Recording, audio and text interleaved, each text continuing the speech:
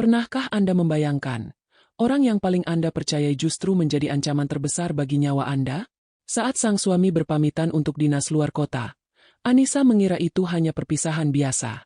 Namun, sebuah bisikan gemetar dari putranya mengubah segalanya. "Ibu, jangan pulang ke rumah.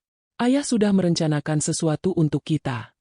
Apa sebenarnya yang disembunyikan sang direktur utama di balik pintu rumah mereka? Simak kisah selengkapnya dalam Hanya di Mbak Q. Pagi itu udara terasa sangat berat di kediaman mewah milik keluarga Miko. Anissa berdiri di ambang pintu besar rumah mereka, memperhatikan suaminya yang sedang merapikan dasi di depan cermin ruang tamu. Miko adalah seorang direktur utama di sebuah perusahaan logistik ternama yang memiliki mobilitas sangat tinggi. Hari ini, ia dijadwalkan terbang ke Balikpapan untuk urusan dinas selama 1 minggu penuh. Anissa merasa ada yang berbeda dari sikap suaminya. Biasanya Miko akan sangat cerewet mengenai persiapan kopernya. Namun kali ini ia tampak sangat tenang, bahkan terlalu tenang untuk seseorang yang akan melakukan perjalanan bisnis besar. Miko menghampiri Anissa, memberikan kecupan singkat di kening, dan berpamitan dengan suara yang datar. Ia tidak banyak bicara selain mengingatkan Anissa untuk tetap di rumah dan tidak perlu menjemputnya saat pulang nanti karena ia akan diantar oleh sopir kantor. Setelah Miko berangkat menggunakan taksi daring menuju bandara, Anissa segera mengajak Krishna, putra tunggal mereka yang baru berusia 7 tahun, untuk masuk ke dalam mobil. Anissa berencana mengantar Krishna ke sekolah sebelum ia pergi ke kantornya sendiri. Namun, saat Anissa baru saja menyalakan mesin mobil, Krishna yang duduk di kursi belakang tiba-tiba menarik ujung baju ibunya dengan tangan yang gemetar. Wajah anak itu pucat pasi. Matanya berkaca-kaca menahan ketakutan yang luar biasa. Anissa mematikan mesin mobil dan menoleh ke belakang dengan perasaan cemas.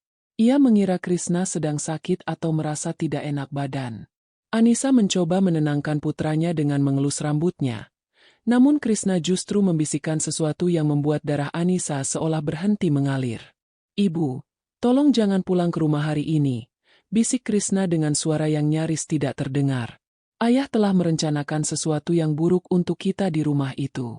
Krishna menceritakan bahwa malam sebelumnya, saat ia terbangun untuk minum, ia tidak sengaja mendengar ayahnya berbicara di telepon di ruang kerja. Miko berbicara tentang sebuah rencana pembersihan yang akan dilakukan tepat setelah ia berangkat dinas. Krishna juga melihat ayahnya memasukkan sebuah benda kecil berwarna hitam ke bawah tempat tidur utama dan mengutak-atik instalasi gas di dapur. Mendengar hal itu, Anissa mencoba berpikir logis dan menganggap itu mungkin hanya imajinasi anak kecil yang sering menonton film misteri.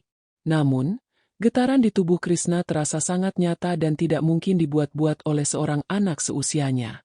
Anissa memutuskan untuk membatalkan niat pulang ke rumah setelah mengantar Krishna. Ia membawa Krishna ke sebuah kafe yang cukup jauh dari lingkungan perumahan mereka untuk menenangkan diri. Di sana, Krishna merogoh saku celananya dan mengeluarkan sebuah kunci kecil kuno yang ia temukan jatuh dari saku jas Miko tadi malam. Kunci itu memiliki label kecil bertuliskan ruang arsip bawah. Anissa terkejut karena setahunya rumah mereka tidak memiliki ruang bawah tanah. Selama 5 tahun menempati rumah itu, ia hanya tahu ada gudang kecil di belakang dapur. Rasa penasaran mulai bercampur dengan ketakutan yang mendalam. Anissa menyadari bahwa suaminya yang menjabat sebagai direktur utama mungkin menyembunyikan sisi lain yang tidak pernah ia ketahui selama pernikahan mereka. Sambil memegang kunci itu, Anissa mencoba menghubungi ponsel Miko untuk memastikan apakah suaminya sudah berada di bandara atau belum. Namun, panggilan itu dialihkan ke kotak suara berkali-kali. Anissa teringat bahwa Miko berkata jadwal penerbangannya adalah pukul 9 pagi, dan sekarang jam sudah menunjukkan pukul 10. Seharusnya Miko sudah berada di dalam pesawat. Untuk memastikan keadaan, Anissa membuka aplikasi pemantau kamera pengawas melalui ponselnya. Ia ingin melihat apakah ada orang asing yang masuk rumahnya sesuai dengan ketakutan Krishna. Saat layar ponselnya menampilkan sudut ruang tamu, jantung Anissa berdegup kencang. Ia melihat pintu depan rumahnya terbuka perlahan. Padahal ia yakin sudah menguncinya rapat sebelum pergi tadi. Sesosok pria dengan jaket hoodie hitam masuk ke dalam rumah dengan sangat tenang. Pria itu tidak merusak pintu, melainkan menggunakan kunci cadangan yang seharusnya hanya dipegang oleh Anissa dan Miko. Anissa memperhatikan gerak-gerik pria itu melalui layar kecil di tangannya. Pria itu berjalan langsung menuju dapur dan mulai melakukan sesuatu pada panel kendali listrik dan saluran gas. Anissa merasa lemas saat menyadari bahwa pria itu memiliki postur tubuh yang sangat mirip dengan suaminya. Namun wajahnya tertutup rapat oleh masker dan topi.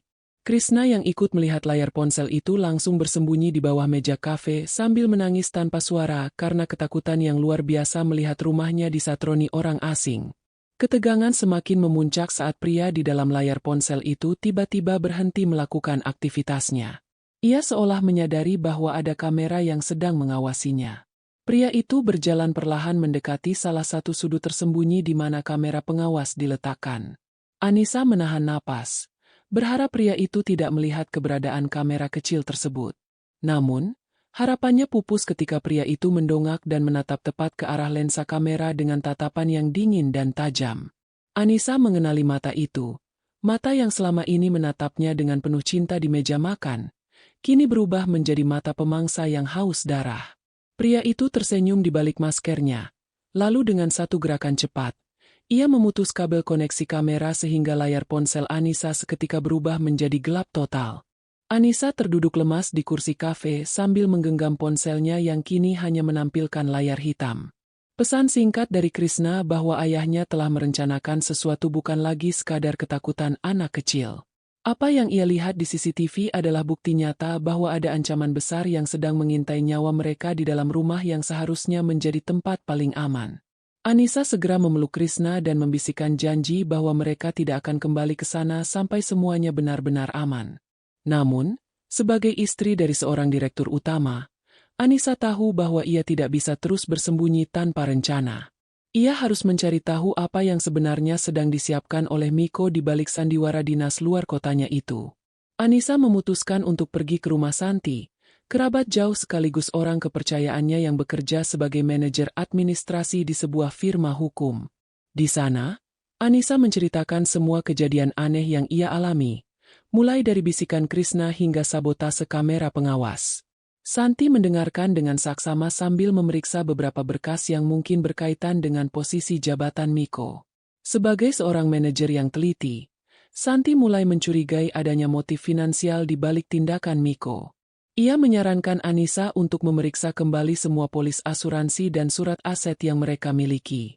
Anissa baru teringat bahwa sebulan yang lalu, Miko memintanya menandatangani beberapa dokumen yang katanya adalah urusan pajak perusahaan. Namun Anissa tidak membacanya dengan teliti karena rasa percaya yang terlalu besar pada suaminya. Santi mulai membantu Anissa melacak keberadaan Miko melalui koneksi pribadinya di maskapai penerbangan. Hasilnya sangat mengejutkan. Nama Miko memang terdaftar dalam manifest penerbangan menuju Balikpapan. Namun data pemindaian pas naik menunjukkan bahwa kursi tersebut kosong. Miko tidak pernah naik ke pesawat itu. Ia hanya membeli tiket untuk menciptakan alibi hukum agar ia memiliki bukti keberadaan di luar kota jika terjadi sesuatu yang buruk di rumah. Anissa merasa dunianya runtuh seketika. Pria yang ia cintai selama 10 tahun ternyata sedang menyusun sebuah skenario kematian untuk anak dan istrinya sendiri demi tujuan yang masih menjadi misteri besar. Krishna yang sejak tadi diam di pojok ruangan, kembali mendekati Anissa dan menyerahkan kunci kecil yang ia bawa. Ia berkata bahwa kunci itu adalah kunci menuju tempat rahasia di mana ayah sering bersembunyi saat ibu sedang bekerja. Anissa teringat ada sebuah area di bawah tangga yang selama ini hanya digunakan sebagai ruang mesin pompa air dan tertutup rapat oleh panel kayu dekoratif. Dengan bantuan Santi, Anissa memutuskan untuk kembali ke rumah mereka secara diam-diam melalui pintu belakang saat hari mulai gelap. Ia harus mengambil dokumen-dokumen penting sebelum orang suruhan Miko, atau bahkan Miko sendiri, menyelesaikan rencananya.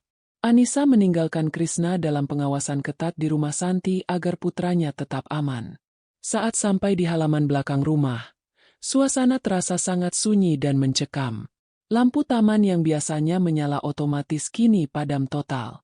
Anissa masuk ke dalam rumah dengan langkah yang sangat hati-hati, berusaha tidak menimbulkan suara sekecil pun. Ia mencium aroma gas yang sangat tipis keluar dari arah dapur. Ternyata benar. Saluran gas sengaja dilonggarkan dan sebuah alat pemicu percikan listrik otomatis telah dipasang di dekat kompor. Jika Anissa menyalakan lampu atau menggunakan peralatan elektronik, Rumah itu akan meledak dalam sekejap. Anissa segera menutup keran pusat gas dengan tangan bergetar, menyadari betapa dekatnya ia dengan maut jika tidak mendengarkan peringatan dari Krishna. Anissa bergerak menuju bawah tangga dan menemukan panel kayu yang disebutkan oleh anaknya. Dengan menggunakan kunci kecil dari Krishna, ia berhasil membuka sebuah pintu tersembunyi yang sangat rapi penyamarannya. Di dalam ruangan sempit itu, terdapat sebuah meja kecil dan sebuah brankas besi. Di atas meja, berserakan beberapa lembar surat tagihan hutang judi dalam jumlah yang sangat fantastis, mencapai miliaran rupiah. Hutang-hutang tersebut atas nama pribadi Miko, bukan atas nama perusahaan. Anissa juga menemukan sebuah amplop besar berisi polis asuransi jiwa atas nama dirinya dan Krishna yang nilai pertanggungannya telah ditingkatkan secara drastis tanpa sepengetahuannya. Di dalam polis itu, tertulis bahwa penerima manfaat tunggal jika terjadi kecelakaan rumah tangga adalah Miko. Anissa merasa mual saat menyadari bahwa nyawanya dan nyawa Krishna hanya bernilai tumpukan uang bagi suaminya. Ia segera memotret semua dokumen itu sebagai bukti hukum perdata maupun pidana nantinya. Namun, saat ia hendak keluar dari ruang rahasia tersebut, ia mendengar suara kunci pintu depan diputar dari luar. Jantungnya berdegup kencang hingga terasa menyesakkan dada. Ia mematikan senter ponselnya dan menahan napas di dalam kegelapan ruang bawah tangga yang sempit itu. Melalui celah kecil di panel pintu, Anissa melihat bayangan seseorang masuk ke dalam rumah. Langkah kaki itu sangat berat dan mantap, bergerak langsung menuju dapur untuk memeriksa apakah rencana ledakan gas yang ia siapkan sudah berjalan sesuai jadwal. Anissa melihat dari celah sempit bahwa orang itu adalah Miko. Ia tidak lagi mengenakan jaket hoodie, melainkan pakaian santai seolah baru saja pulang dari perjalanan. Miko menggerutu kesal saat menyadari bau gas di dapur tidak sekuat yang ia harapkan. Ia mulai memeriksa instalasi gas dan menyadari bahwa keran pusat telah tertutup kembali. Amarah terlihat jelas di wajahnya yang kini tampak menyeramkan di bawah cahaya temaram dari luar jendela. Miko berteriak memanggil nama Anissa dengan suara yang menggelegar. Namun tidak ada jawaban. Ia mulai berjalan mengelilingi rumah dengan beringas, mencari keberadaan istri dan anaknya yang ia kira sedang bersembunyi di suatu tempat di dalam rumah tersebut. Ketegangan mencapai titik didih saat Miko tiba-tiba berhenti tepat di depan panel kayu bawah tangga. Ia menyadari bahwa pintu rahasianya tidak terkunci dengan benar. Anissa menyusutkan tubuhnya ke sudut paling gelap di dalam ruangan itu, mencoba tidak mengeluarkan suara napas sedikit pun. Ia menggenggam ponselnya dengan erat, siap untuk menghubungi Inspektur Bara jika pintu itu terbuka. Miko meraba pinggiran panel kayu itu dengan perlahan, seolah sedang menikmati permainan petak umpet yang mematikan ini. Tiba-tiba, Miko menendang pintu panel itu dengan sangat keras hingga engselnya nyaris terlepas dari dinding. Pintu terbuka lebar, dan cahaya lampu senter dari tangan Miko langsung menyambar wajah Anissa yang pucat pasi. Anissa terpaku melihat suaminya berdiri di sana dengan senyum sinis yang belum pernah ia lihat sebelumnya. Miko memegang sebuah pemantik api di tangan kirinya, memainkannya dengan gerakan jempol yang ritmis. Ia menatap Anissa dengan pandangan dingin yang menunjukkan bahwa tidak ada lagi ruang untuk negosiasi atau belas kasihan. Miko melangkah maju selangkah ke dalam ruangan sempit itu, memojokkan Anissa hingga tidak ada jalan keluar lagi selain menghadapi maut yang sudah di depan mata. "Jadi kamu sudah tahu semuanya, sayang?" tanya Miko dengan nada suara yang tenang namun sangat menusuk. Miko kemudian menutup kembali pintu panel dari dalam dan menguncinya, menjebak Anissa bersamanya di dalam ruang sempit yang kini terasa seperti peti mati. Ia mendekatkan pemantik api yang menyala itu ke wajah Anissa sambil berbisik, bahwa rencana ini tidak boleh gagal hanya karena seorang istri yang terlalu banyak tahu. Di tengah kegelapan yang hanya diterangi api kecil itu, Anissa menyadari bahwa suaminya bukan lagi manusia yang ia kenal, melainkan sosok kejam yang siap melenyapkannya demi harta. Miko mengangkat tangannya tinggi-tinggi, siap melakukan tindakan kekerasan, tepat saat terdengar suara sirene polisi yang menderu di depan halaman rumah mereka. Suara sirene yang menderu di luar rumah membuat gerakan Miko terhenti seketika. Api dari pemantiknya bergoyang tertiup napasnya yang memburu. Anissa melihat kilatan keraguan di mata suaminya. Namun itu hanya bertahan sesaat sebelum digantikan oleh kemarahan yang lebih besar. Miko yakin bahwa Anissa tidak mungkin sempat memanggil polisi dalam waktu sesingkat itu. Ia mencengkram rahang Anissa dengan kasar, memaksa istrinya untuk tetap diam. Di dalam ruang sempit bawah tangga yang pengap, detak jantung Anissa terasa seperti dentuman genderang yang memicu adrenalin. Ia tahu bahwa Santi atau Inspektur Bara mungkin telah bertindak lebih cepat dari yang ia duga. Namun posisi Anissa saat ini sangat tidak menguntungkan karena ia terkunci bersama sang predator. Lampu biru dan merah dari mobil polisi yang terparkir di halaman menembus celah-celah kecil panel kayu, menciptakan bayangan yang bergerak-gerak di dinding ruangan. Miko mematikan pemantiknya, membuat mereka berdua terjebak dalam kegelapan total. Ia berbisik tepat di telinga Anissa, mengancam bahwa jika Anissa bersuara sedikit saja, ia tidak akan segan-segan mengakhiri semuanya di sini juga. Anissa merasakan dinginnya besi brankas di punggungnya, sementara tangan Miko yang lain merogoh saku celananya, mencari sesuatu yang Anissa duga adalah senjata tajam atau alat untuk melumpuhkannya. Rasa takut yang tadinya melumpuhkan kini berganti menjadi keberanian murni untuk bertahan hidup demi Krishna yang menunggunya di luar sana. Di luar, suara pintu rumah yang digedor dengan keras terdengar menggema ke seluruh ruangan. Suara Inspektur Bara terdengar memanggil nama Miko dan Anissa, meminta penghuni rumah untuk segera keluar. Miko tampak panik karena rencananya untuk membuat ledakan gas yang tampak seperti kecelakaan kini berantakan total. Jika polisi masuk dan mencium bau gas yang belum sempat meledak, maka penyelidikan akan segera mengarah pada sabotase. Miko harus membuat keputusan cepat antara melarikan diri atau melenyapkan saksi mata utama yang ada di depannya. Ia melepaskan cengkeramannya pada rahang Anissa dan mencoba mengintip keluar melalui celah panel kayu, memastikan berapa banyak petugas yang mengepung rumah mereka. Anissa menggunakan kesempatan itu untuk merogoh tasnya yang terjatuh di lantai. Ia mencari semprotan merica yang selalu ia bawa untuk perlindungan diri. Tangannya gemetar saat menyentuh botol kecil itu di antara tumpukan dokumen bukti hutang Miko. Di sisi lain, Miko menyadari bahwa polisi mulai mencoba mendobrak pintu depan. Ia kembali berbalik ke arah Anissa dengan wajah yang sangat menyeramkan. Ia tahu bahwa ia tidak bisa keluar melalui pintu depan, dan satu-satunya jalan keluar rahasia yang ia miliki adalah sebuah lorong kecil di dalam ruang arsip ini yang terhubung langsung ke saluran pembuangan belakang. Namun, ia tidak ingin meninggalkan Anissa hidup-hidup untuk memberikan kesaksian yang akan menghancurkan karirnya sebagai direktur utama. Miko bergerak maju untuk membungkam Anissa secara permanen. Namun, sebelum tangannya menyentuh leher Anissa, sebuah semprotan cairan pedas langsung mengenai matanya. Miko mengerang kesakitan dan terhuyung mundur, menabrak rak-rak besi berisi dokumen. Anissa tidak membuang waktu. Ia menendang pintu panel kayu bawah tangga dengan sekuat tenaga hingga terbuka lebar. Ia berlari keluar dari ruang bawah tangga, mengabaikan rasa perih di paru-parunya akibat sisa aroma gas yang masih menggantung di udara. Ia menuju ke arah pintu depan, berteriak sekencang mungkin meminta pertolongan kepada petugas yang berada di luar. Namun, sebelum Anissa mencapai ruang tamu, sebuah tangan yang kuat menarik kakinya hingga ia tersungkur di atas lantai marmer. Miko, meskipun matanya merah dan berair, berhasil mengejar Anissa dengan insting binatang buas. Ia menyeret Anissa kembali ke arah dapur, menjauh dari pintu depan yang sedang didobrak polisi.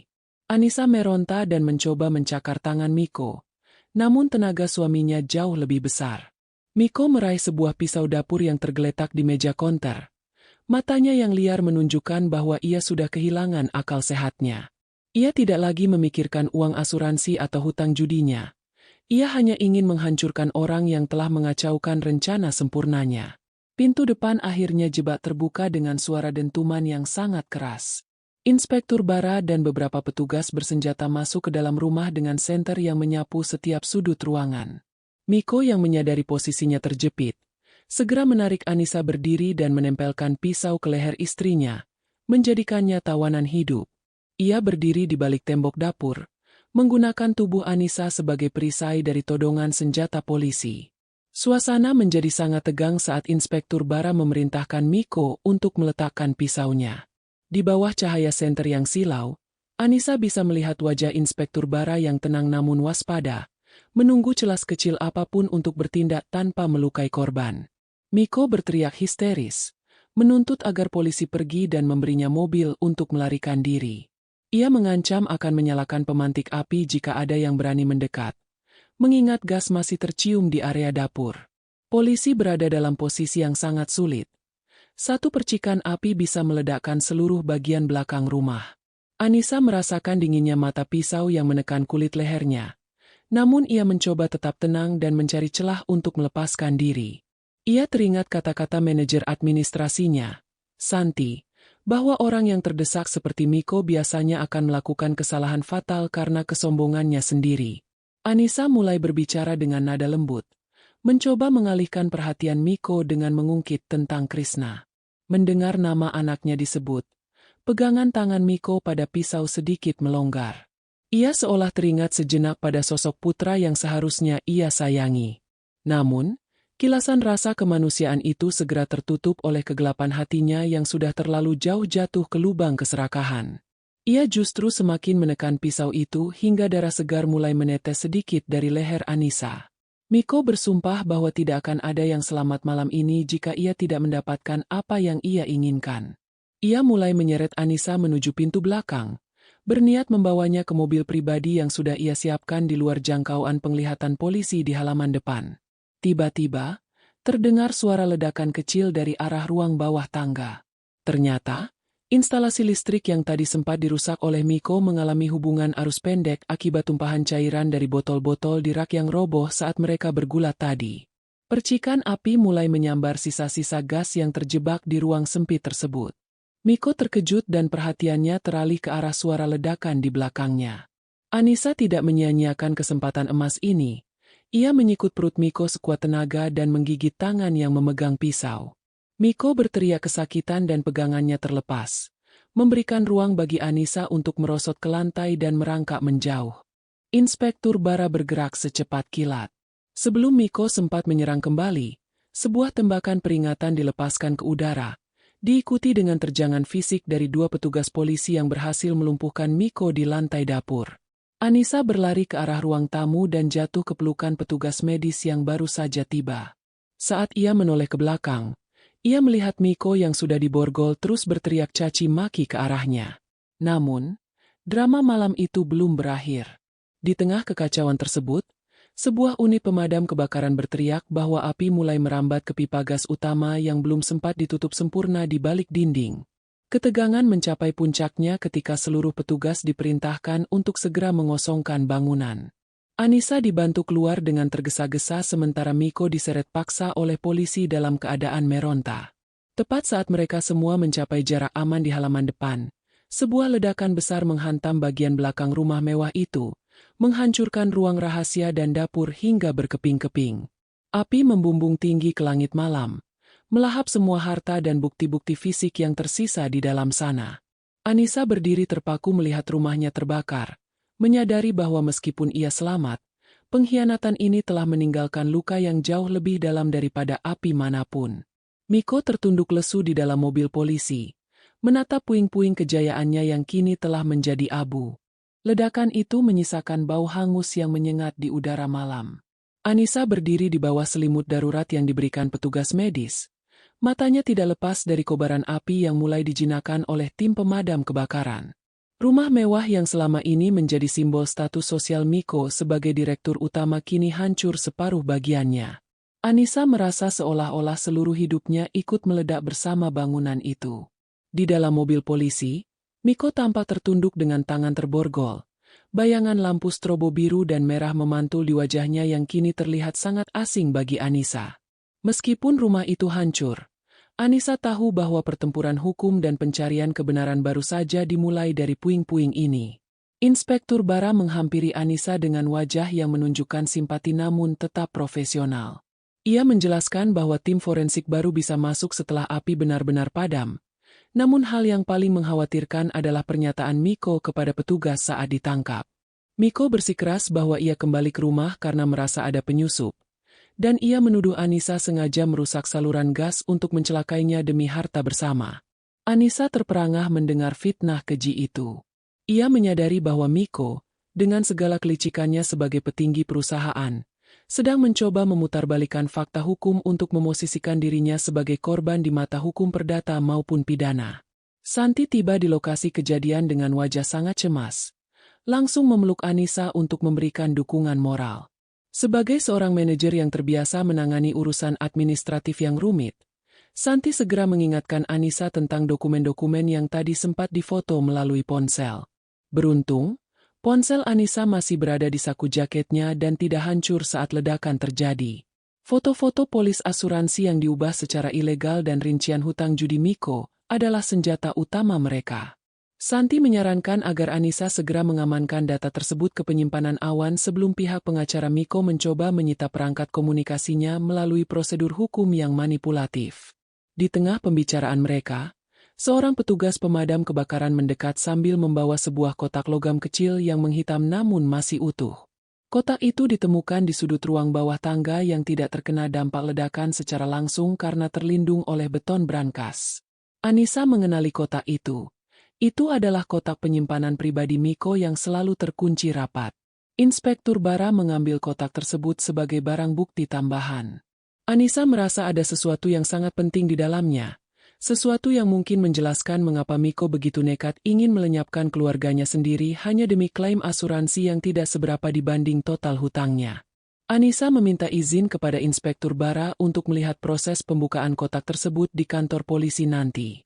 Namun, saat petugas hendak memasukkan kotak itu ke dalam kantong barang bukti, sebuah kartu identitas jatuh dari sela-sela kotak yang sedikit penyok. Anissa mengambilnya dan tertegun melihat foto seorang wanita asing dengan nama keluarga yang sama dengan suaminya. Wanita itu bukan bagian dari keluarga besar Miko yang pernah dikenalkan kepada Anissa.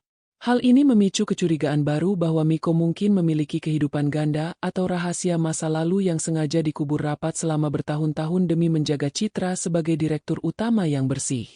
Ketegangan baru muncul ketika pengacara pribadi Miko tiba di lokasi dengan sikap yang sangat agresif. Pengacara itu langsung melayangkan protes atas penangkapan kliennya, menyatakan bahwa Miko memiliki alibi kuat sedang berada dalam perjalanan dinas.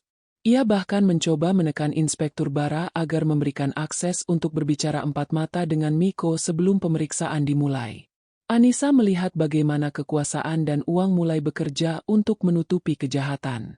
Ia sadar bahwa bukti fisik yang terbakar di dalam rumah mungkin akan membuat kasus ini sulit dibuktikan di pengadilan jika ia tidak bertindak lebih cerdik. Santi berbisik kepada Anissa bahwa mereka harus segera mencari tahu siapa wanita di kartu identitas tersebut sebelum pengacara Miko menyadarinya. Sebagai manajer yang memiliki akses ke berbagai pangkalan data relasi bisnis, Santi berjanji akan melacak identitas wanita itu secara diam-diam. Anissa merasa sangat lelah secara fisik dan mental, namun ia menolak untuk menyerah. Ia teringat pada Krishna yang kini aman di rumah Santi. Ia harus memastikan bahwa masa depan anaknya tidak hancur oleh kegilaan ayahnya sendiri. Keinginan untuk melindungi Krishna menjadi satu-satunya alasan bagi Anissa untuk tetap berdiri tegak di tengah kehancuran ini. Malam semakin larut, dan Anissa akhirnya dibawa ke kantor polisi untuk memberikan keterangan awal. Di ruang tunggu, ia melihat Miko digiring melewati koridor menuju ruang interogasi. Untuk sesaat, mata mereka bertemu. Tidak ada lagi permintaan maaf atau penyesalan di mata Miko, melainkan tatapan dingin penuh ancaman yang seolah berkata bahwa ini belum berakhir. Anissa mengepalkan tangannya, mencoba mengusir rasa takut yang kembali merayap. Ia tahu bahwa ia tidak lagi menghadapi suaminya, melainkan seorang kriminal yang sangat berbahaya. Anissa tersentak ketika ponselnya di saku jaket bergetar. Sebuah pesan masuk dari nomor yang tidak dikenal, berisi sebuah foto Krishna yang sedang tertidur di kamar tamu rumah Santi. Di bawah foto itu terdapat teks singkat yang membuat jantung Anissa nyaris berhenti berdetak. Jangan terlalu banyak bicara jika ingin anakmu tetap terbangun besok pagi. Anissa menatap ke arah pintu ruang interogasi dengan ngeri, menyadari bahwa meski Miko diborgol, kaki tangannya sudah berada di depan pintu kamar anaknya. Anissa merasakan seluruh sendinya membeku saat menatap layar ponsel yang menampilkan foto Krishna. Pesan ancaman itu bukan sekadar gertakan. Seseorang telah berhasil menembus keamanan di rumah Santi dan sedang mengawasi putranya. Di tengah hiruk-pikuk kantor polisi yang bising, Anissa merasa terisolasi dalam ketakutan yang mencekam. Ia ingin berteriak dan memberitahu Inspektur Bara, namun peringatan di pesan itu sangat jelas. Jika ia bergerak sedikit saja untuk melapor, nyawa Krishna menjadi taruhannya. Anissa menatap punggung Miko yang baru saja menghilang di balik pintu ruang interogasi, menyadari bahwa suaminya tetaplah seorang direktur utama yang memiliki jaringan orang-orang bayaran yang siap melakukan pekerjaan kotor demi dirinya. Tanpa membuang waktu, Anissa segera menghubungi Santi menggunakan telepon kantor polisi dengan alasan ingin memastikan kondisi anaknya. Saat Santi mengangkat telepon, suaranya terdengar normal, menandakan bahwa ia belum menyadari ada penyusup di sekitar rumahnya.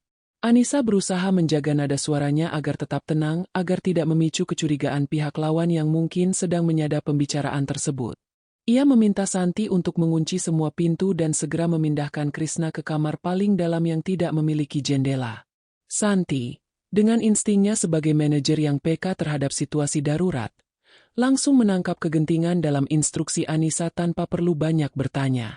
Anissa kembali ke ruang tunggu dengan napas yang masih tersengal.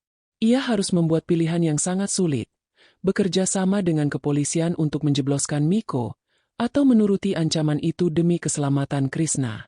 Namun, Anissa teringat pada semua bukti yang telah ia kumpulkan.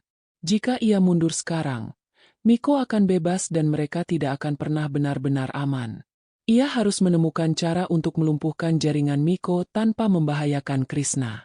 Di saat itulah, Inspektur Bara keluar dari ruang interogasi dengan wajah gusar. Ia mengabarkan bahwa Miko menolak memberikan keterangan tanpa kehadiran pengacara senior yang baru saja ditunjuk oleh Dewan Direksi perusahaannya. Anissa mendekati Inspektur Bara dan memberikan kode agar mereka berbicara di ruangan yang lebih tertutup.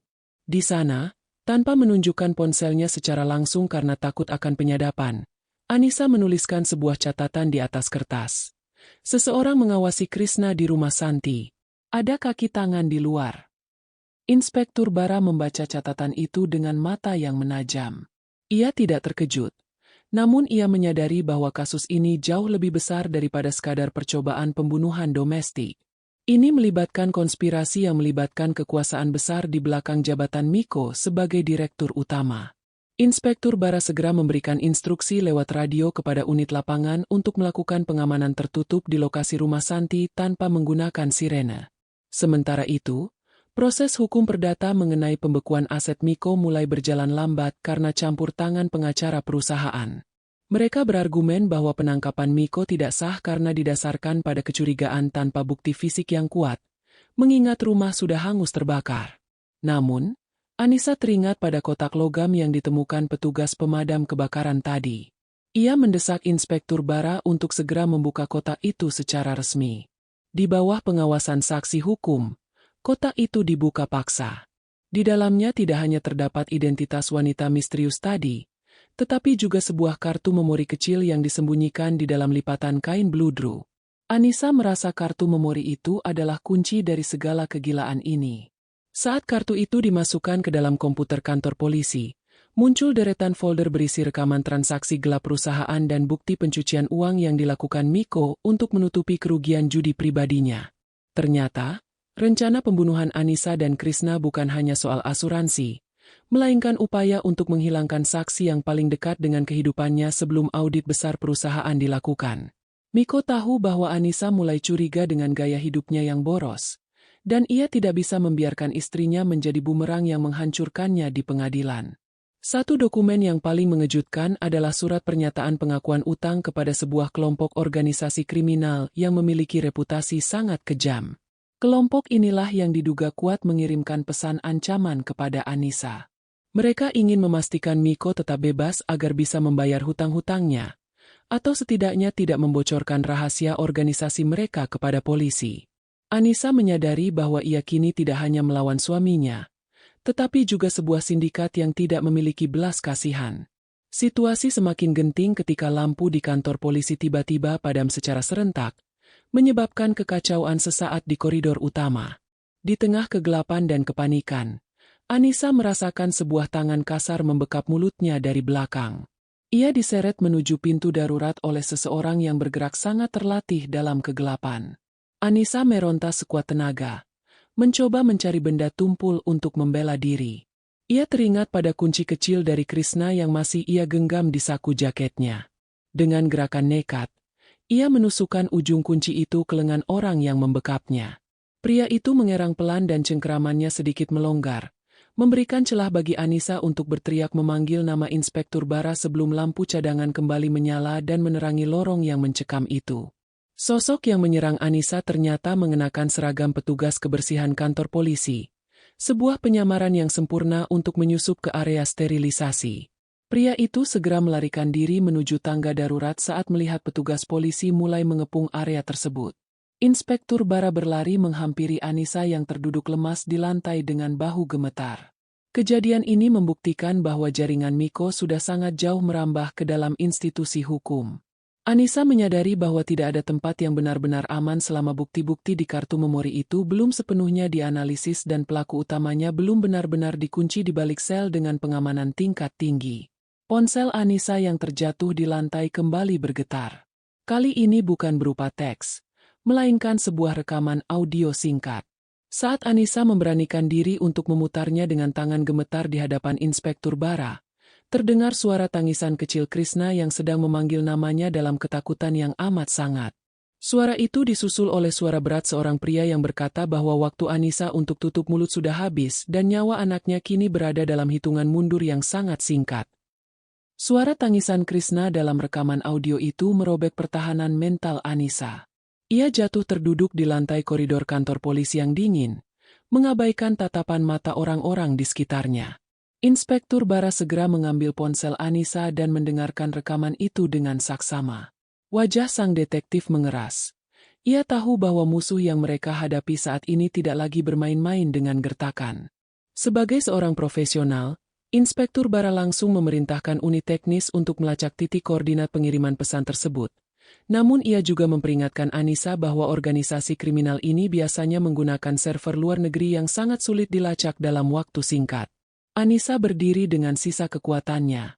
Matanya memancarkan kemarahan yang meluap. Ia tidak bisa lagi hanya menunggu prosedur hukum yang lambat sementara putranya berada dalam bahaya maut. Ia teringat kembali pada kartu memori dan dokumen yang ditemukan di kotak logam milik Miko. Di dalam folder transaksi gelap itu, ada sebuah nama yang sering muncul sebagai perantara keuangan, sebuah perusahaan cangkang yang bergerak di bidang ekspor-impor.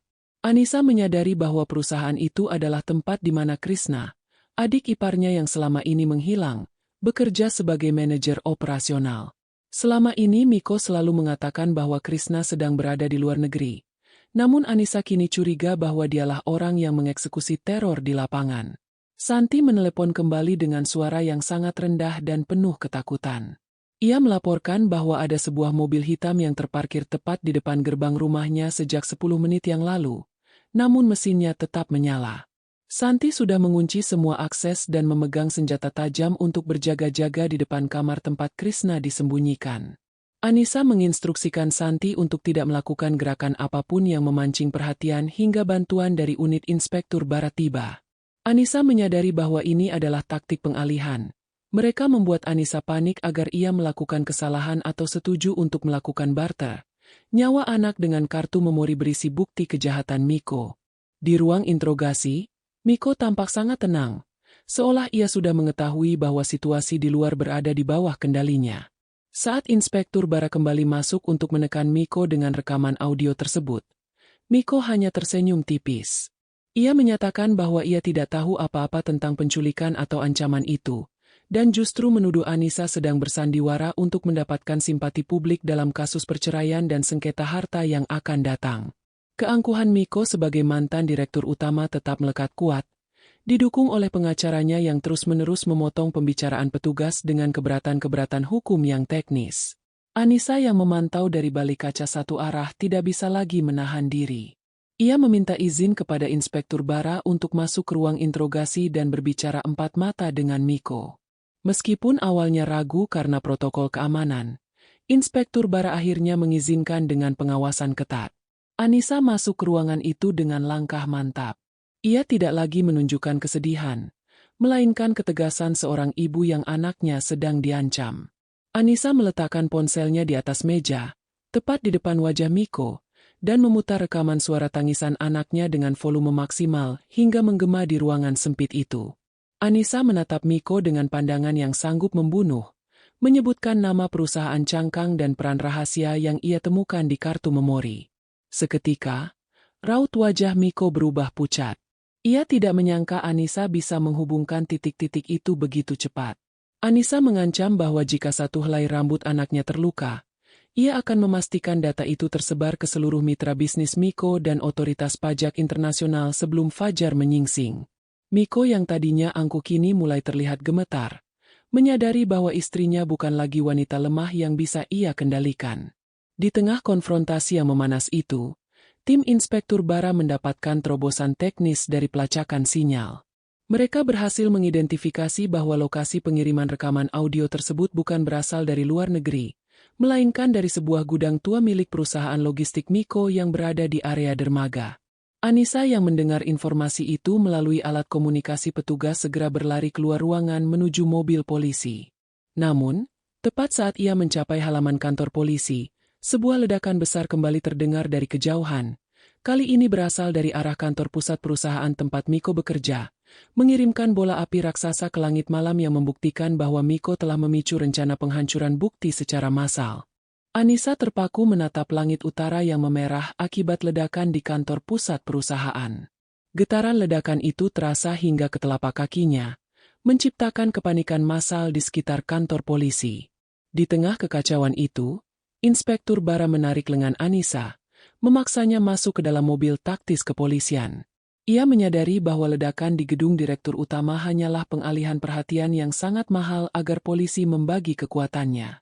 Sinyal terakhir yang terlacak tetap mengarah ke gudang tua di dermaga, tempat di mana Riko, adik ipar Anissa yang bertindak sebagai eksekutor lapangan, diduga kuat menyekap Krishna.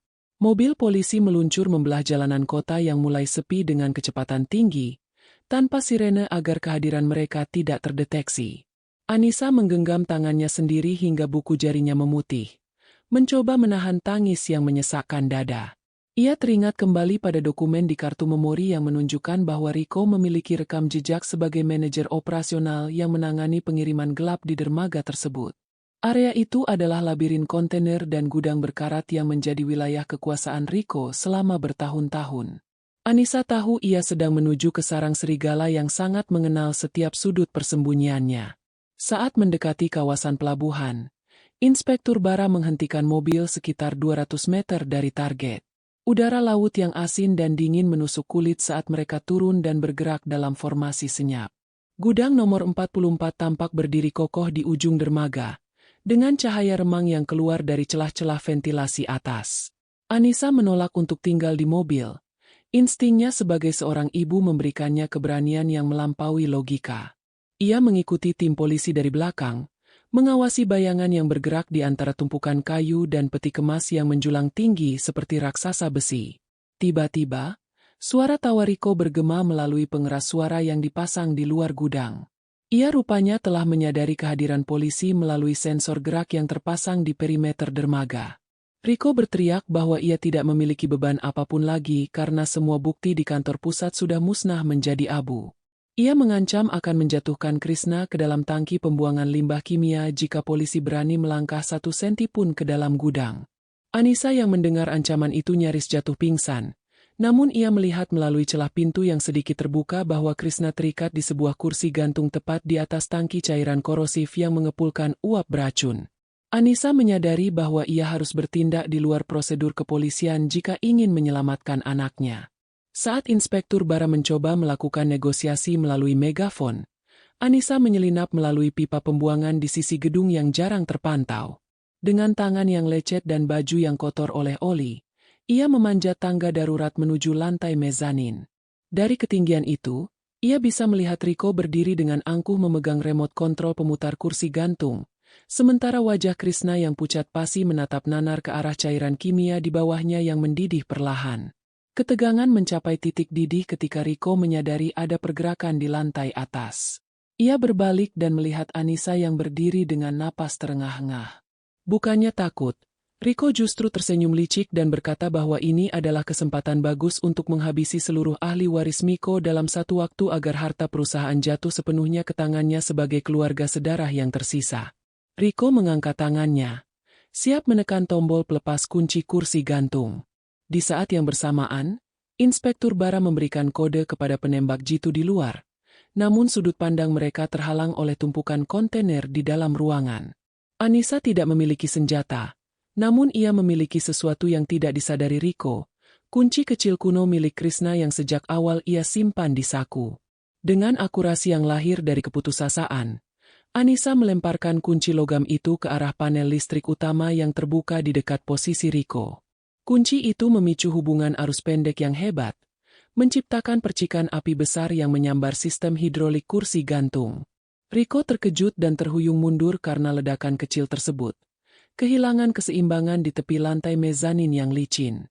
Sistem hidrolik yang rusak menyebabkan kursi Krishna berayun liar di atas tangki kimia. Riko berusaha meraih kembali remote kontrolnya yang terjatuh. Namun Anissa sudah lebih dulu menerjangnya dengan seluruh sisa tenaganya. Mereka bergulat di tepi lantai besi yang berkarat. Sementara di bawah, polisi mulai merangsek masuk setelah mendengar suara ledakan panel. Tepat saat Riko mencoba mencekik Anissa, lantai mezanin yang sudah tua itu mulai retak dan miring secara drastis, mengancam akan menjatuhkan mereka berdua langsung ke dalam pelukan maut cairan asam yang mematikan. Suara derit logam yang patah memenuhi ruangan luas itu, memicu kepanikan yang luar biasa. Anissa merasakan lantai besi di bawah kakinya miring lebih curam, sementara jemari Riko masih mencengkeram kuat bahunya. Di bawah mereka, tangki kimia yang menganga mengeluarkan aroma asam yang menyengat, siap menelan siapapun yang terjatuh. Krishna yang terikat di kursi gantung terus berayun tak terkendali. Setiap ayunannya membawa bocah itu hanya beberapa inci dari permukaan cairan yang mendidih. Anissa tahu bahwa jika ia gagal mempertahankan keseimbangan dalam beberapa detik ke depan, semua perjuangannya akan berakhir di dalam tangki korosif tersebut. Riko berteriak penuh kegilaan. Matanya merah karena kebencian dan keputusasaan. Sebagai seorang yang terbiasa mengatur strategi di lapangan sebagai manajer operasional, ia merasa terhina karena dikalahkan oleh seorang wanita yang ia anggap remeh. Ia mencoba menarik Anissa agar ikut jatuh bersamanya. Namun Anissa menendang tulang kering Riko dengan sekuat tenaga menggunakan sepatu hak tingginya yang masih tersisa satu. Riko mengerang kesakitan dan pegangannya melonggar, memberikan celah bagi Anissa untuk meraih pegangan tangga darurat yang masih kokoh menempel di dinding beton gudang. Inspektur Bara dan pasukannya berhasil mendobrak barikade peti kemas di lantai bawah tepat saat salah satu penyangga utama mezanin runtuh dengan dentuman keras. Debu dan serpihan karat berterbangan di udara, menghalangi pandangan mata. Inspektur Bara berteriak memberikan instruksi agar tim penyelamat segera menyiapkan jaring pengaman di sekitar tangki. Namun uap asam yang pekat membuat mereka sulit mendekat tanpa peralatan pernapasan lengkap. Situasi menjadi semakin kritis ketika kabel baja yang menahan kursi Krishna mulai mengeluarkan suara gesekan tanda akan segera putus akibat beban yang berlebih. Anissa mengabaikan rasa perih di tangannya yang lecet dan berlumuran oli. Ia merayap di sepanjang pipa besi yang melintang di langit-langit gudang, bergerak menuju titik tumpuan kabel kursi gantung Krishna. Setiap inci pergerakannya adalah taruhan nyawa. Di bawahnya, Riko masih berusaha memanjat kembali ke bagian lantai yang stabil. Namun ia justru terpeleset dan bergelantungan hanya dengan satu tangan pada kabel listrik yang menjuntai. Cahaya dari lampu senter polisi di bawah menari-nari di dinding gudang, menciptakan suasana mencekam yang seolah meramalkan sebuah tragedi besar. Krishna mulai menangis histeris ketika kursi yang ia duduki miring ke depan, membuatnya hampir merosot keluar dari ikatan tali yang mulai longgar. Anissa berteriak sekuat tenaga, mencoba menenangkan putranya agar tidak banyak bergerak. Ia berhasil mencapai katrol manual darurat yang terletak di pilar penyangga utama. Dengan sisa tenaga yang ada, Anissa menarik tuas pengunci katrol tersebut untuk menarik kursi Krishna menjauh dari area tangki. Otot-otot lengannya terasa seperti akan putus. Namun bayangan wajah Krishna yang ketakutan memberikan kekuatan tambahan yang tak masuk akal. Riko yang melihat usahanya akan gagal, melakukan tindakan nekat terakhirnya. Ia meraih potongan pipa besi yang jatuh di dekatnya dan melemparkannya ke arah Anissa. Pipa itu mengenai bahu Anissa, membuatnya kehilangan keseimbangan sejenak. Namun, lemparan itu justru menyebabkan kabel listrik tempat Riko bergelantungan terputus akibat beban kejut yang diterima. Riko jatuh terjerembab ke tumpukan karung goni di lantai dasar, tepat di samping tangki kimia. Sebelum ia sempat berdiri untuk melarikan diri, Inspektur Bara dan timnya sudah mengepungnya dengan senjata lengkap, mengunci pergerakan pria yang telah menyebabkan teror panjang tersebut. Meskipun Rico sudah tertangkap, bahaya bagi Krishna belum berakhir. Kabel kursi gantung itu kini benar-benar putus di salah satu sisinya, menyebabkan kursi tersebut tergantung miring secara vertikal. Krishna hanya bergantung pada satu helai tali yang melilit pinggangnya. Anissa meluncur turun menggunakan tali pengaman yang dilemparkan oleh salah satu petugas polisi dari atas. Ia menangkap tubuh Krishna tepat 1 detik sebelum tali pinggang anaknya terlepas sepenuhnya. Mereka berdua berayun di udara, menjauh dari uap beracun dan mendarat di area aman yang telah dijaga ketat oleh tim medis. Anissa memeluk Krishna dengan isak tangis yang tak terbendung, merasakan detak jantung anaknya yang masih berdetak cepat. Ia mengabaikan luka-lukanya sendiri saat tim medis segera membawa mereka ke ambulans untuk pemeriksaan lebih lanjut. Namun, saat ia melewati Rico yang sedang digiring menuju mobil tahanan, pria itu menatapnya dengan senyum penuh kemenangan yang ganjil. Rico membisikkan sesuatu yang membuat Anissa kembali waspada. Ia berkata bahwa penangkapannya tidak akan merubah fakta bahwa Miko telah memindahkan seluruh aset properti dan dana perusahaan ke rekening luar negeri yang hanya bisa diakses dengan kode yang kini telah musnah bersama gedung pusat. Anissa menyadari bahwa meski mereka selamat secara fisik, Miko dan Rico telah menyiapkan jebakan hukum perdata yang akan membuat Anissa dan Krishna jatuh miskin dan terusir dari segala hak mereka sebagai ahli waris sah. Pengkhianatan ini ternyata memiliki lapisan yang sangat dalam, dirancang dengan ketelitian seorang direktur utama yang ingin memastikan bahwa jika ia hancur, tidak akan ada yang bisa menikmati sisa kejayaannya. Anissa menoleh ke arah gedung pusat yang masih membara di kejauhan, menyadari bahwa perjuangannya untuk menuntut keadilan bagi masa depan anaknya baru saja memasuki babak yang paling melelahkan di meja hijau. Ketegangan baru muncul ketika Inspektur Bara menerima laporan mendadak dari rumah sakit tempat Miko ditahan sementara untuk pemeriksaan kesehatan. Dilaporkan bahwa ada upaya penyusupan oleh orang asing yang menyamar sebagai tenaga medis. Anissa merasakan firasat buruk bahwa jaringan Miko sedang berusaha membebaskan bos mereka atau justru melenyapkannya untuk memutus rantai informasi. Tanpa menunggu perintah, Anissa meminta Inspektur Bara untuk segera menuju ke rumah sakit, karena ia tahu bahwa di dalam kotak logam yang ia temukan, masih ada satu kunci rahasia lagi yang belum sempat ia gunakan untuk membongkar brankas digital pribadi Miko. Mobil ambulans yang membawa Anissa dan Krishna melaju kencang dengan pengawalan ketat kepolisian. Namun di tengah jalan, sebuah truk besar tiba-tiba memotong jalur mereka secara mendadak. Suara decitan rem yang memekakan telinga memenuhi jalanan yang gelap, diikuti oleh benturan keras yang mengguncang seluruh badan ambulans. Anissa mendekap Krishna sekuat tenaga saat kendaraan mereka terguling beberapa kali di atas aspal. Di tengah kesadaran yang mulai kabur, Anissa melihat beberapa pria berpakaian hitam keluar dari truk tersebut dan berjalan mendekat ke arah ambulans yang ringsek, memegang senjata peredam suara yang menunjukkan bahwa perburuan terhadap mereka belum benar-benar berakhir malam ini. Dunia terasa berputar hebat bagi Anissa saat ambulans yang membawanya terguling dan mendarat dalam posisi terbalik. Bau bensin yang menyengat bercampur dengan aroma obat-obatan yang pecah memenuhi ruang sempit yang kini remuk.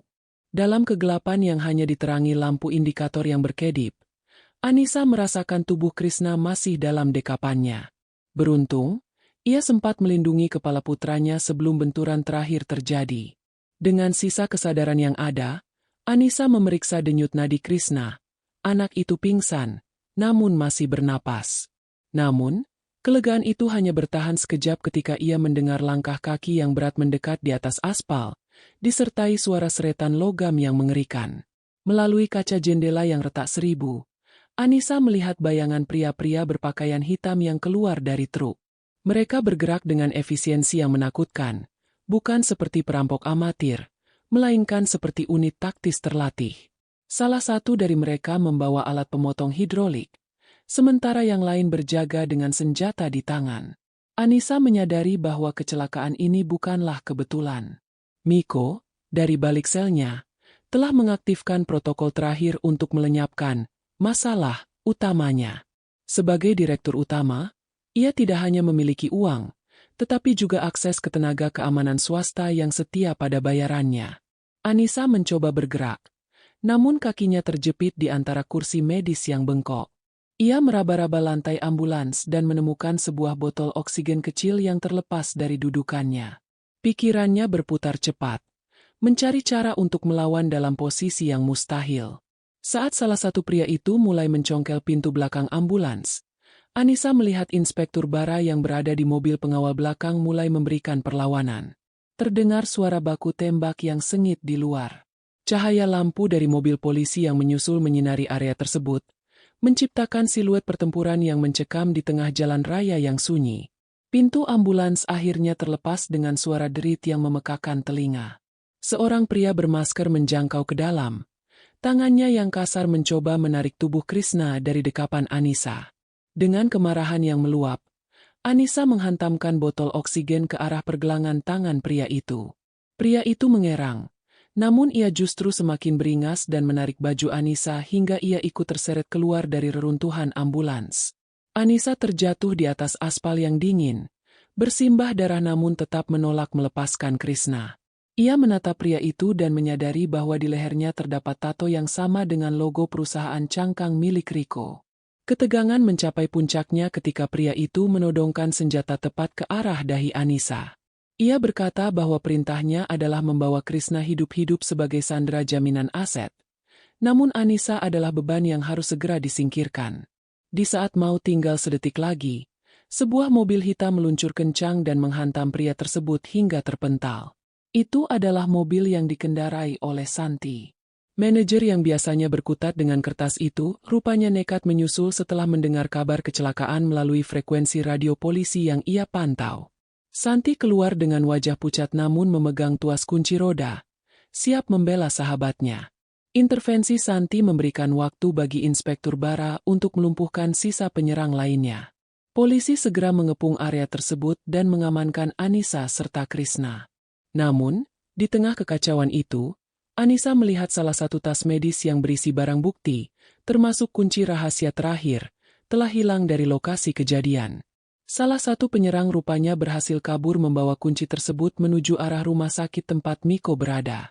Anissa menyadari bahwa ini adalah perlombaan melawan waktu. Jika kunci itu sampai ke tangan Miko sebelum polisi, maka seluruh data digital yang membuktikan kejahatannya akan dihapus selamanya secara jarak jauh. Anissa mendesak Inspektur Bara untuk tidak membawanya ke rumah sakit umum, melainkan langsung ke markas komando atau tempat persembunyian polisi yang paling aman. Ia tahu bahwa Miko telah mengubah rumah sakit menjadi medan tempurnya sendiri. Namun, Inspektur Bara menerima kabar yang lebih buruk melalui radionya. Miko baru saja dinyatakan kritis dan sedang dipindahkan ke ruang operasi khusus yang aksesnya tertutup bagi polisi dengan alasan hukum medis. Ini adalah taktik klasik untuk mengisolasi diri dari pemeriksaan sambil menunggu timnya menjemput atau menyelesaikan pembersihan data. Anissa berdiri dengan kaki gemetar, menatap Inspektur Bara dengan penuh ketegasan. Ia berkata bahwa ia tahu kode akses manual yang tidak ada di dalam kunci tersebut.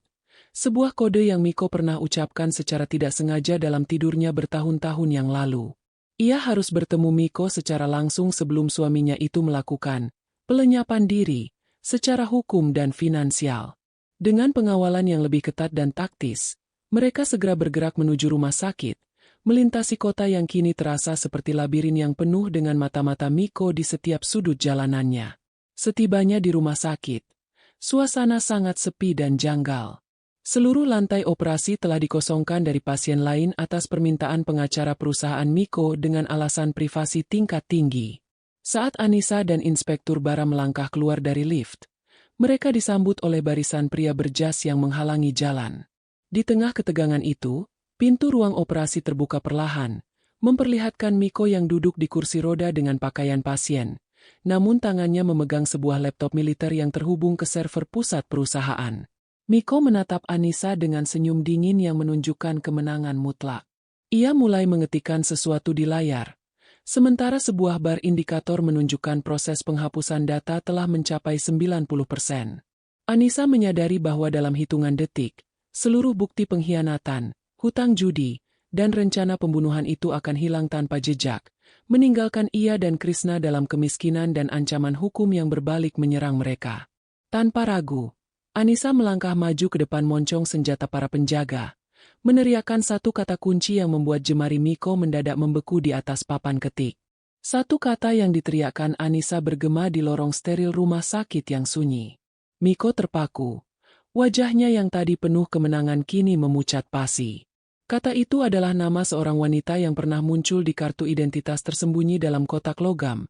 Nama yang selama ini menjadi rahasia terdalam Miko bahkan sebelum ia menduduki kursi direktur utama. Nama itu bukan sekadar masa lalu, melainkan kunci enkripsi utama yang digunakan Miko untuk seluruh brankas digitalnya.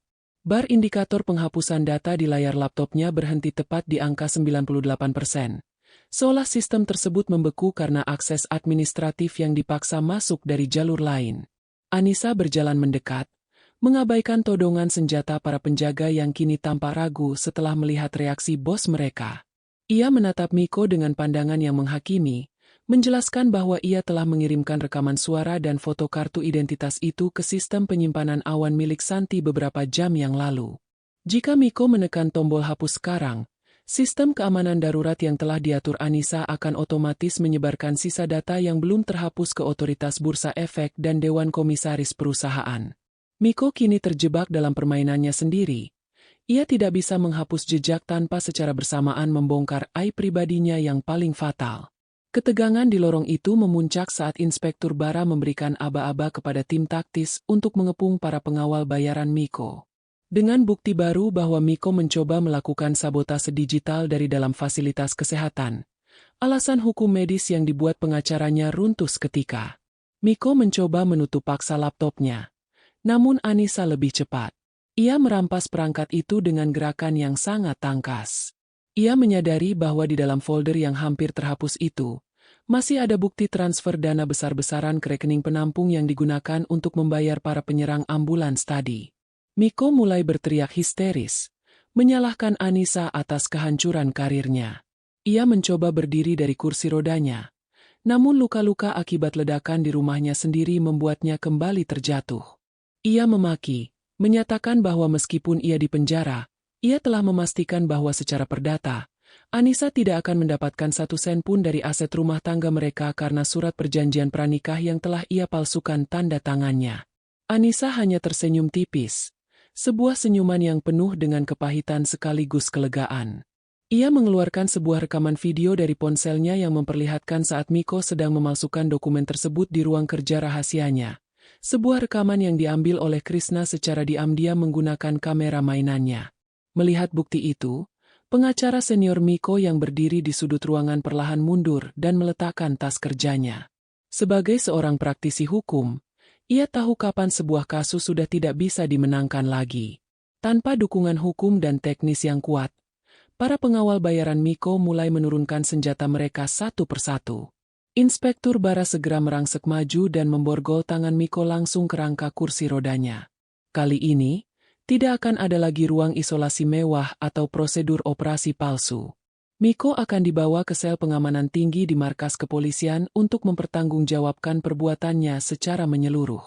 Namun, di tengah proses penangkapan tersebut, Anissa menyadari ada yang aneh dengan laptop yang ia pegang.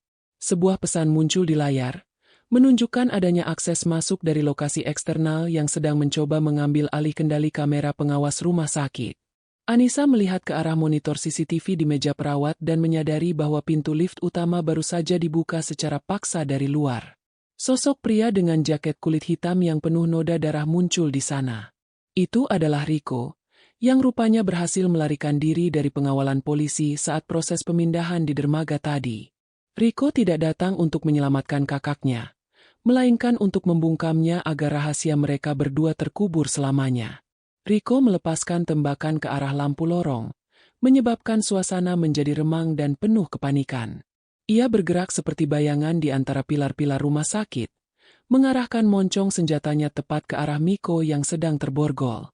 Rico merasa dikhianati karena Miko dianggap tidak mampu menyelesaikan bagiannya dalam memusnahkan data yang bisa menyeret Rico ke penjara seumur hidup. Anissa menarik tubuh Krishna yang sudah sadar ke balik meja beton perawat, mencoba melindunginya dari hujan peluru yang mungkin akan terjadi. Inspektur Bara segera membalas tembakan tersebut, memicu baku tembak sengit di tengah fasilitas medis yang seharusnya tenang. Suara dentuman senjata api memecah kesunyian malam, memantul di dinding-dinding keramik yang dingin. Anissa melihat Miko berteriak ketakutan, memohon kepada adiknya untuk tidak menembak, namun Rico sudah kehilangan akal sehatnya. Bagi Riko, Miko kini bukan lagi kakak atau atasannya, melainkan saksi kunci yang paling berbahaya.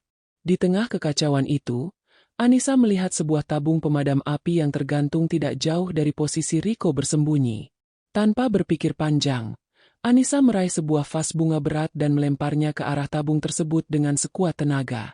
Hantaman vas bunga itu menyebabkan katup tabung pemadam pecah, menyemburkan gas Ko2 putih yang sangat pekat ke seluruh lorong. Pandangan Riko menjadi terhalang total oleh kabut putih tersebut. Inspektur Bara menggunakan kesempatan itu untuk merangsek maju dan melumpuhkan Riko dengan serangan fisik yang telak. Riko tersungkur di atas lantai yang licin. Senjatanya terlempar jauh ke bawah meja operasi.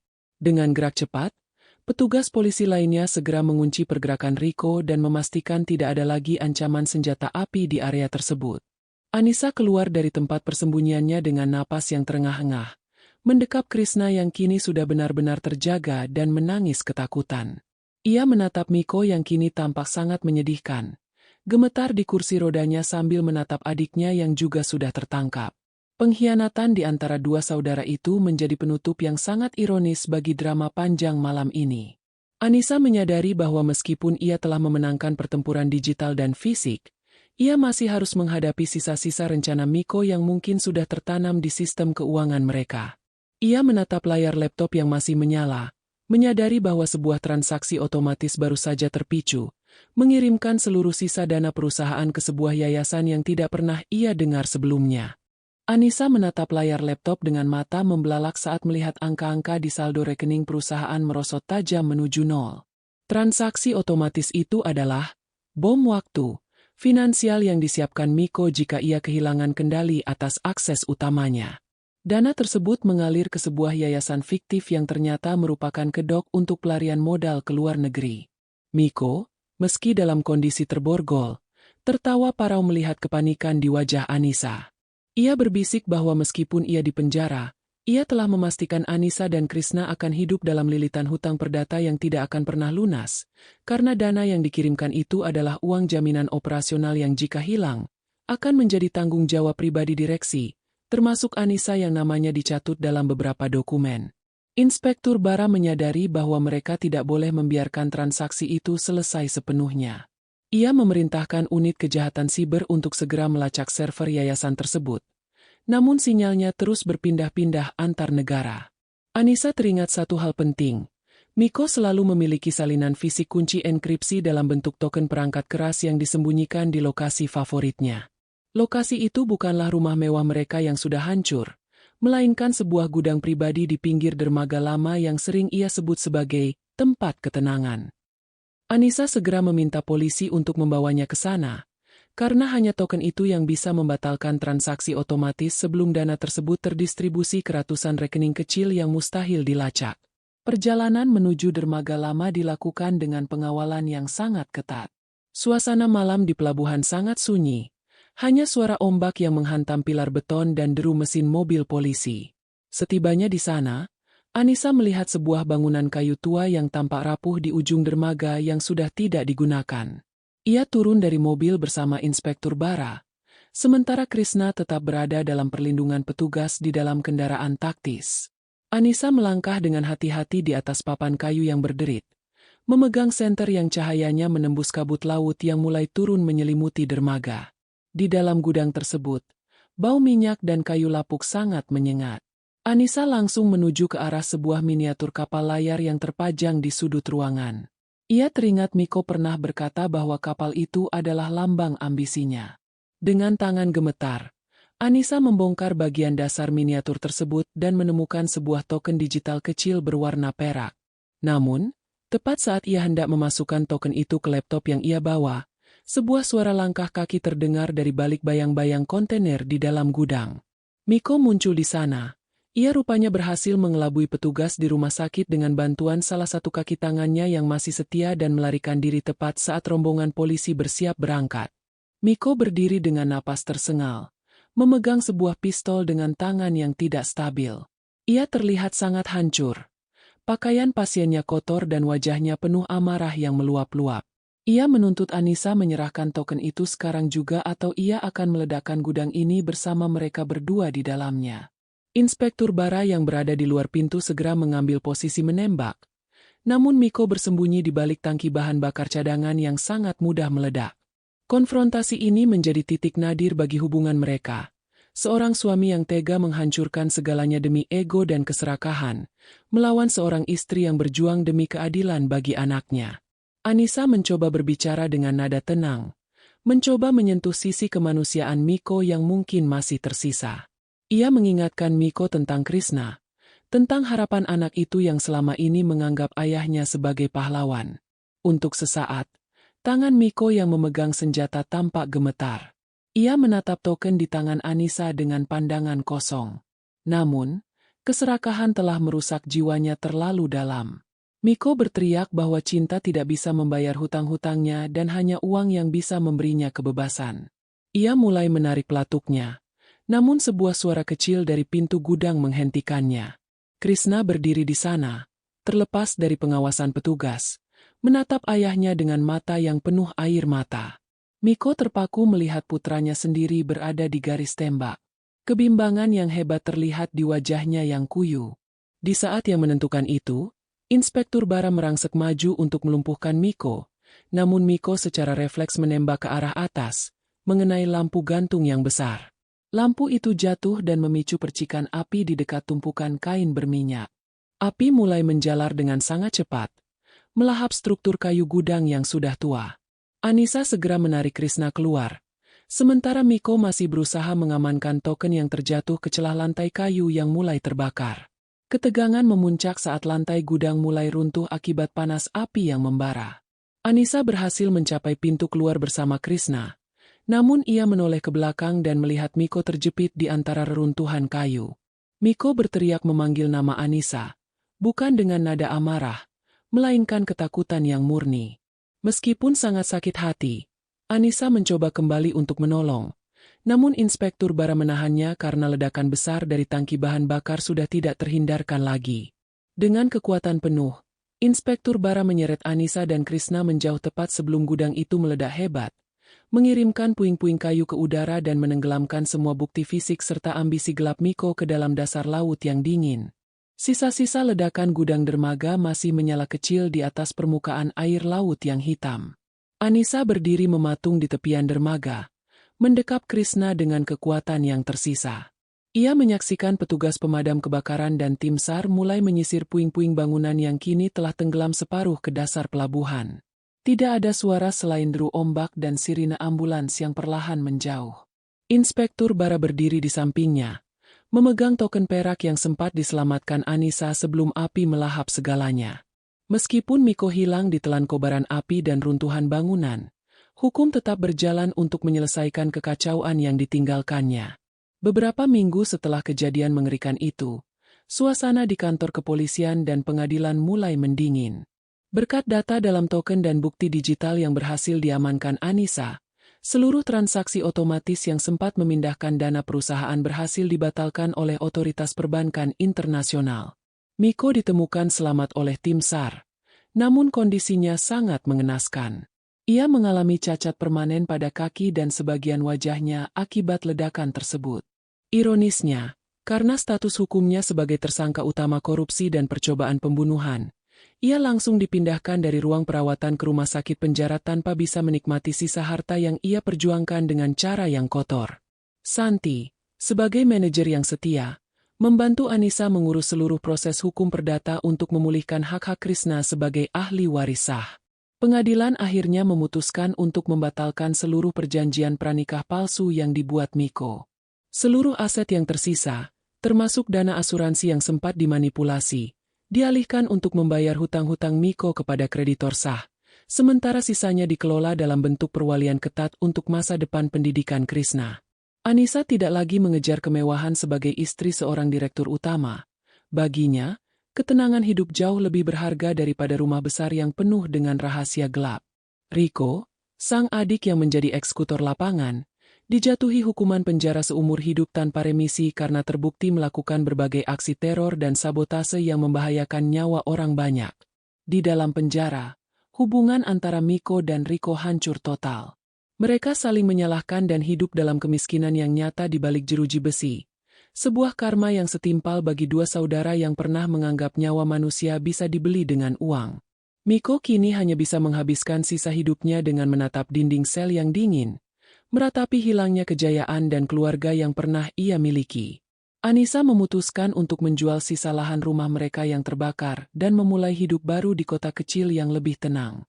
Ia membuka sebuah usaha jasa konsultan administrasi kecil-kecilan bersama Santi, memanfaatkan keahlian mereka untuk membantu orang-orang yang membutuhkan perlindungan hukum. Krishna tumbuh menjadi anak yang lebih tangguh, meskipun luka psikologis dari kejadian itu tidak akan pernah hilang sepenuhnya. Namun, kasih sayang ibu yang tulus perlahan-lahan menyembuhkan trauma bocah itu, menjadikannya sosok yang lebih waspada namun tetap memiliki hati yang baik. Suatu sore, Anissa menerima surat terakhir dari pengacara negara yang menyatakan bahwa seluruh kasus hukum Miko telah ditutup secara resmi. Anissa menarik napas panjang, merasakan beban berat yang selama ini menghimpit pundaknya akhirnya terangkat. Ia menatap keluar jendela kantor barunya, melihat Krishna sedang bermain dengan riang di taman kecil. Ia menyadari bahwa rahasia yang disimpan Miko selama bertahun-tahun telah hancur bersama api di dermaga, meninggalkan pelajaran berharga bahwa kebohongan sebesar apapun pasti akan menemukan jalan untuk terungkap. Kisah ini berakhir saat Anissa menutup buku catatan lamanya dan mengunci pintu kantor. Ia berjalan menghampiri Krishna, menggandeng tangan putranya dengan penuh keyakinan. Mereka berjalan menuju mobil sederhana mereka, meninggalkan bayang-bayang masa lalu yang kelam. Di kejauhan, matahari terbenam dengan warna jingga yang tenang, seolah memberikan restu bagi kehidupan baru mereka yang bersih dari pengkhianatan. Anissa tersenyum kecil, menyadari bahwa pahlawan sejati dalam drama ini bukanlah senjata atau kekuasaan, melainkan kejujuran dan keberanian untuk menghadapi kenyataan sepahit apapun.